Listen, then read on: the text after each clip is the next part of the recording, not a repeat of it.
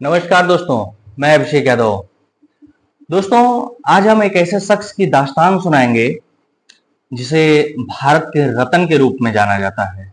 जी हाँ, मैं बात कर रहा हूँ भारत के इकोनॉमिक लीडर कहे जाने वाले रतन टाटा जी की।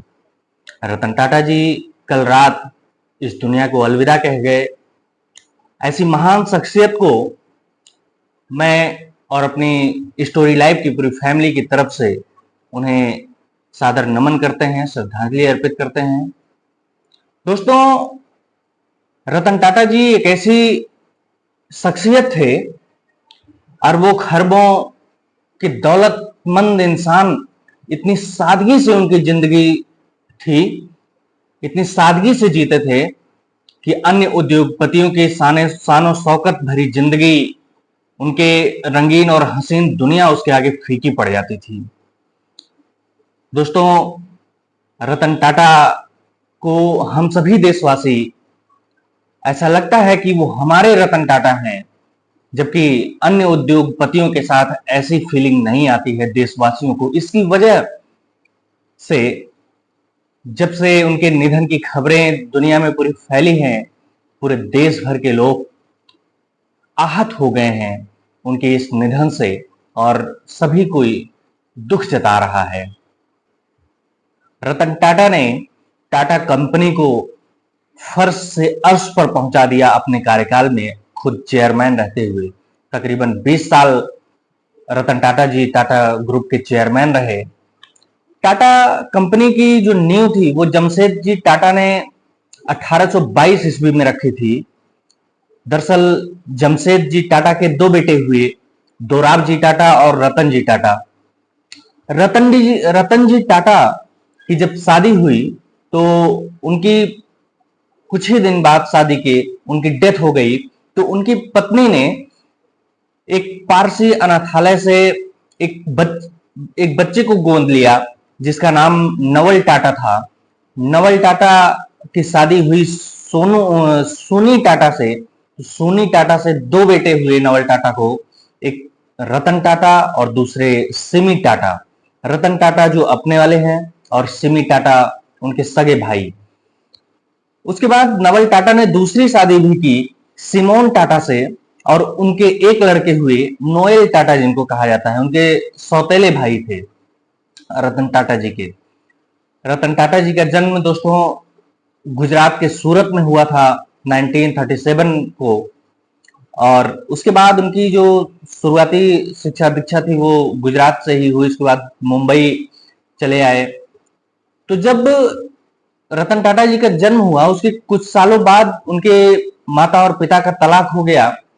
इसकी वजह से ये दोनों अनाथालय में रहने लगे थे। तो वहां से इनकी दादी ने इनको उठा करके गोद ले लिया और इनका पालन पोषण देखभाल सब कुछ किया। इस वजह से रतन टाटा जी अपनी दादी के बहुत करीब थे। क्योंकि रतन टाटा की पढ़ाई जब सूरत में हो गई, उसके बाद आगे की पढ़ाई के लिए वो मुंबई आते हैं और मुंबई में कैथेड्रल और जॉन कैनन कॉलेज में पढ़ाई करते हैं। उसके बाद वो स्ट्रक्चरल इंजीनियरिंग करने के लिए अमेरिका न्यूयॉर्क चले जाते हैं, वहां से वो पढ़ाई करते हैं। उसके बाद वो हार्वर्ड यूनिवर्सिटी से भी पढ़ाई करते हैं।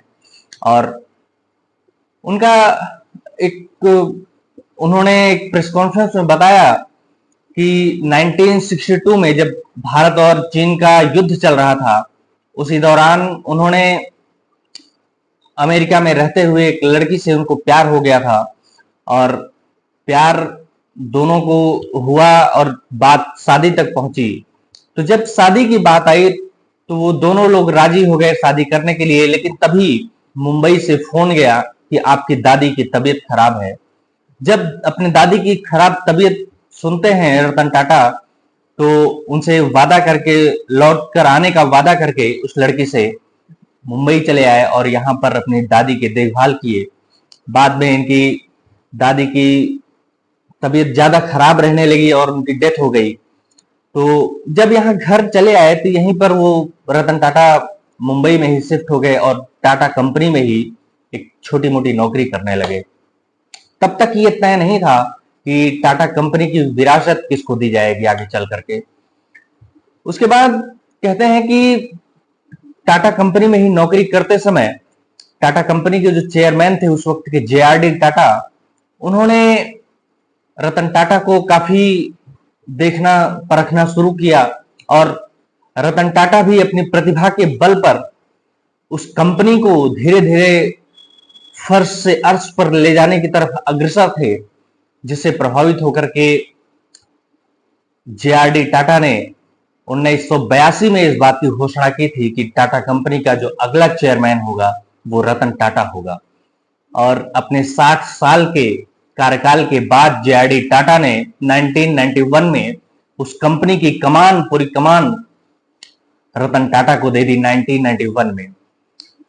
जब 1991 में रतन टाटा जी के हाथ में टाटा कंपनी की पूरी कमान आई, तो कहते हैं कि टाटा कंपनी एक छोटे मोटे कंपनी से एक हजारों लाखों करोड़ की कंपनी बन गई। एक अभूतपूर्व उस कंपनी ने तरक्की की। आज भारत में आप नमक से लेकर के हवाई जहाज तक जो कुछ भी है, किसी न किसी रूप में आपने टाटा कंपनी का इस्तेमाल किया होगा, उसकी प्रोडक्ट का इस्तेमाल किया होगा। टाटा कंपनी ने वो छलांग मारी जो कि एक अप्रत्याशित थी, और अपने कार्यकाल के दौरान, उसी दौरान कहते हैं कि रतन टाटा जी को एक महिला जो कि बॉलीवुड की अभिनेत्री थी, सिमी ग्रेवाल, जिन्हें आप शायद जानते हो, उनसे उनका अफेयर था। और उसको सिमी ग्रेवाल ने ऑन रिकॉर्ड इस बात को एक्सेप्ट किया कि वो दोनों लिव इन रिलेशन में रहे, लेकिन शादी ना हो सकी उनकी।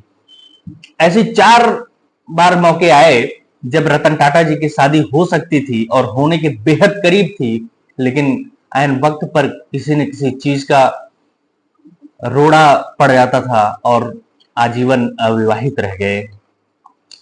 तो वो जो लड़की थी,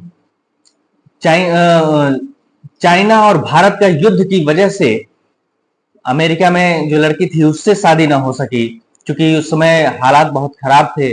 वो लड़की भारत भी नहीं आ सकी और रतन टाटा अमेरिका भी नहीं जा सके। दोस्तों, रतन टाटा हमारे देश की एक ऐसी शख्सियत है जिनकी सादगी की मिसालें दी जाती हैं।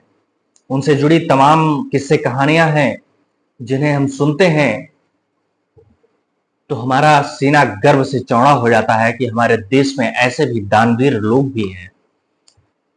जितना कहते हैं कि अन्य उद्योगपतियों की पूरी दौलत है, उससे कहीं ज्यादा रतन टाटा अपनी दौलत का एक हिस्सा भारत की गरीब जनता के लिए दान कर देते हैं। कहते हैं कि 66% सालाना वो अपनी पूरी संपत्ति का भारत की गरीब जनता में दान दे देते हैं। दोस्तों, ऐसा ही एक वाकया हमको देखने को तब मिला जब 2018 में 26/11 का जो मुंबई के ताज होटल पर हमला हुआ था आतंकवादी, जो कि लगभग 10 आतंकवादी समुद्र के रास्ते से भारत में प्रवेश किए और मुंबई में पूरा आतंक फैलाया। होटल ताज पर जब हमला हुआ था तो कहते हैं कि उस वक्त रतन टाटा अपने होटल के थोड़ी ही दूर पर खड़े होकर के पूरा दृश्य देख रहे थे कि उनके इस होटल पर हमला हो रहा है। वो शख्स इस चीज को महसूस किया कि हम अपने कर्मचारियों को कितना सुविधा दे सकें। इसकी वजह से टाटा से, कंपनी से लोग अपनी पूरी वफादारी के साथ जुड़े रहते थे। जब उस होटल में हमला हुआ आतंकवादियों का, तो एक उस होटल के ही सीनियर मैनेजर ने अपनी पत्नी और अपनी बेटी के सामने उनकी जान चली गई। इसके बावजूद वो सीनियर मैनेजर अपने होटल के गेस्ट को प्रोटेक्ट करने में लगा रहा, जिसको देख करके सभी दंग रह गए थे। और कहते हैं कि जब हमला हुआ तो उस होटल के एक भी कर्मचारी होटल छोड़ करके भागा नहीं, बल्कि उन आतंकवादियों का सामना किया और अपने गेस्ट को जितनी ज्यादा से ज्यादा हो सकती थी उन्होंने बचाने का पूरा प्रयास किया। बाद में रतन टाटा जी ने दरियादिली दिखाते हुए उस होटल के कर्मचारियों के परिवार को, जिनकी वहां पर डेथ हो गई थी, उनके परिवार को आजीवन शिक्षा और स्वास्थ्य की पूरी देखभाल की जिम्मेदारी ली। और कहते हैं कि उनके पूरे आजीवन जो वो अगर नौकरी करते, उनकी जितनी सैलरी होती उसको इकट्ठा उन्होंने लगभग 20 दिन के अंदर उनको ट्रांसफर कर दिया और उनके आजीवन उनके देखभाल की भी जिम्मेदारी ली। उन होटल के कर्मचारियों की ही नहीं, बल्कि कहते हैं कि उस होटल के बाहर जो ठेला लगाते थे, रेहड़ी वाले थे, उनमें जो भी मारे गए और उसके आसपास जो सुरक्षा कर्मी पुलिस थी, उनमें जिनकी मृत्यु हुई, उन सब की जिम्मेदारी रतन टाटा ने ली कि उनके बीवी बच्चों, उनका ख्याल, उनके पढ़ाई लिखाई, दुनिया के किसी भी हिस्से में जाकर के पढ़ाई कर सकते थे, कहीं भी वो इलाज करवा सकते हैं, उनके आजीवन खर्चे का उन्होंने जिम्मा उठाया। उसके बाद एक किस्सा आता है रतन टाटा जी का कि 2018 में लंदन के प्रिंस चार्ल्स जो थे, उन्होंने रतन टाटा की इस काबिलियत को देखते हुए एक बहुत बड़े उद्योगपति को एक लाइफ टाइम अचीवमेंट अवार्ड देने के लिए इनवाइट किया, लेकिन रतन टाटा ने उसको एक्सेप्ट किया। लेकिन जब जिस दिन उस अवार्ड को लेना था, उस दिन या उसके एक दिन पहले रतन टाटा के जो कुत्ता है, उनका डॉग, उसकी तबीयत खराब हो गई और उसकी तबीयत खराब होने की वजह से रतन टाटा बकिंघम पैलेस नहीं गए। उन्होंने संदेश भिजवा दिया कि हमारे डॉग की तबीयत खराब है और मुझे उसकी देखभाल करनी है, इस वजह से मैं खुद वहां पर मौजूद नहीं हो सकता हूं। ये बात रतन टाटा ने नहीं बताई, बल्कि एक इंटरव्यू के दौरान ब्रिटेन के प्रिंस चार्ल्स ने इस चीज को एक्सेप्ट किया कि रतन टाटा क्यों नहीं आए थे उस अवार्ड में। दोस्तों, रतन टाटा के चेयरमैन रहने के दौरान एक तमिलनाडु के इलाके में कहते हैं कि उनकी एक कंपनी थी, वहां पर लगभग 250 कर्मचारी काम कर रहे थे। वहीं पर एक गैंगस्टर था जो कि उस कंपनी को न चलने देने की वजह से वो फिरौती मांगना चाह रहा था और उस कंपनी के कर्मचारियों को परेशान करता, उनके परिवार वालों को परेशान करता। तब कहते हैं कि रतन टाटा खुद वहां पर गए और उस मैटर को पूरा हैंडल किया। उन्होंने अपने कर्मचारियों को हौसला दिलाया और उस कंपनी में खुद रतन टाटा 3 दिन तक रहे और उन्होंने कहा कि आइए आप सभी काम करिए, बाकी इन गैंगस्टर्स से निपटने के लिए हम देख लेंगे। हालांकि उस मामले में कहते हैं कि शुरुआती दौर में पुलिस ने भी रतन टाटा जी का साथ नहीं दिया था। उन्होंने भी हाथ उठा दिया कि ये गैंगस्टर हैं, इनसे आप समझौता कर लीजिए, जो भी ये पैसा मांगे आप दे दीजिए, ये बहुत मतलब गुंडे लोग हैं, इनसे पंगा लेना ठीक नहीं है। लेकिन रतन टाटा ने एक भी नहीं सुनी। उन्होंने कहा कि अगर मैं आज इन लोगों के सामने झुक जाऊंगा तो दुनिया में हमारी हजारों कंपनियां हजारों जगहों पर चल रही हैं, ये परंपरा फिर एक शुरुआत हो जाएगी और फिर हमको बहुत बड़ा नुकसान भी हो सकता है। उन्होंने उस वक्त झुकना मंजूर नहीं किया और उसके बाद से फिर उनका कभी इस तरह के लोगों से पाला नहीं पड़ा। दोस्तों, कहते हैं कि टाटा समूह को बहुत ऊंचाई पर ले जाने का श्रेय रतन टाटा को दिया जाता है।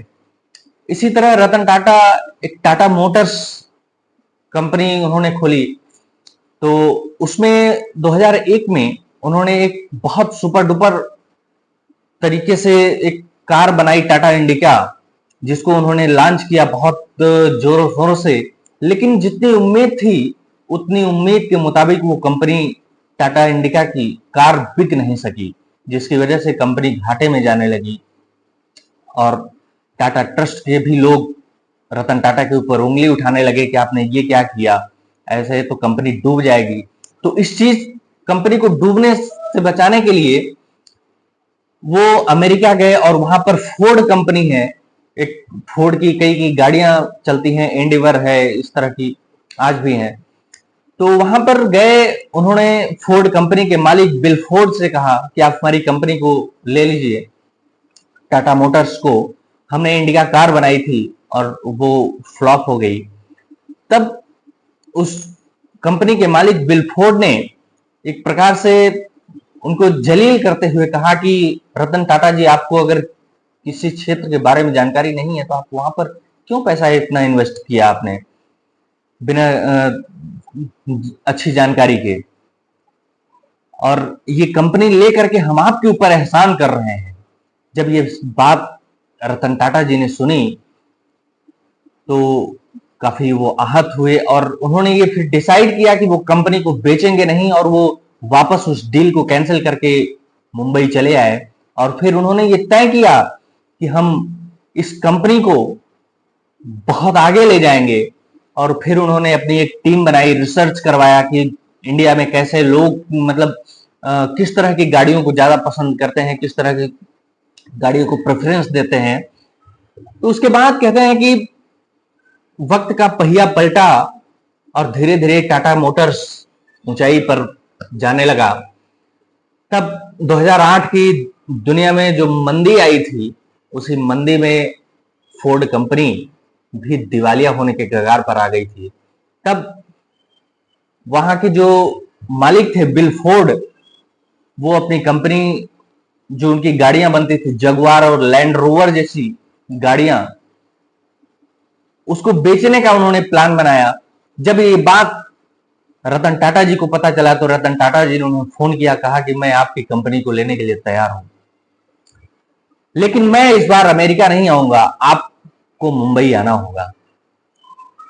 फिर बिल फोर्ड मुंबई आए और यहां पर डील हुई, और उसके बाद रतन टाटा ने जगुआर और लैंड रोवर जैसी कंपनियों को खरीद लिया।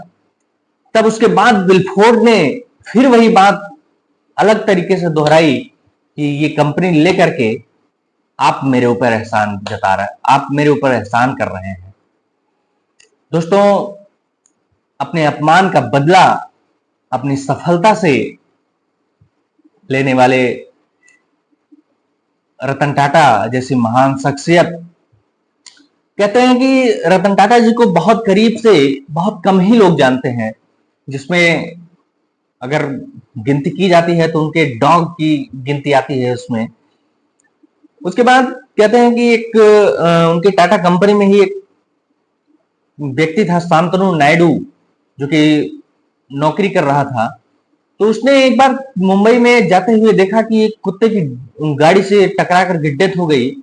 तो उसने ये फिर उसको काफी संवेदनशील चुके थे शांतनु नायडू, तो उन्होंने उस कुत्तों के लिए एक रेडियम की बेल्ट उनके गले में उसका निर्माण करने का उन्होंने प्लान बनाया, जिसके लिए उनके पास फंड नहीं थे।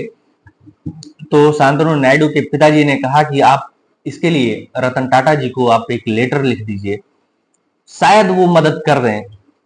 तो जब शांतनु नायडू ने डायरेक्ट रतन टाटा जी को इस चीज के लिए लेटर लिखा, चूंकि दुनिया जानती है कि रतन टाटा जी एक डॉग लवर हैं, वो कुत्तों से बेहद प्यार करते थे। तब 2 महीने बाद शांतनु नायडू को जवाब आता है कि ठीक है, आप आइए और हम आपसे मुलाकात करना चाहते हैं। शांतनु नायडू को मुंबई बुलाया गया। वहां पर रतन टाटा जी से उनकी मुलाकात हुई और रतन टाटा जी ने फिर उन्हें कहा कि आपकी संवेदनशीलता हमें बहुत अच्छी लगी, ऐसा करिए आप और रिसर्च करिए और आप आगे पढ़ाई करिए, उसके बाद आप इस कंपनी को आगे बढ़ाइएगा। उसके बाद उन्होंने शांतनु नायडू को अमेरिका भेजा। वहां पर वो गए, पढ़ाई किए। उसके बाद जब आए तो उन्होंने उनसे एक प्रस्ताव रखा शांतनु नायडू के सामने, रतन टाटा जी ने, कि अगर आप हमारे असिस्टेंट बनना पसंद करेंगे आप तो मुझे बेहद खुशी होगी।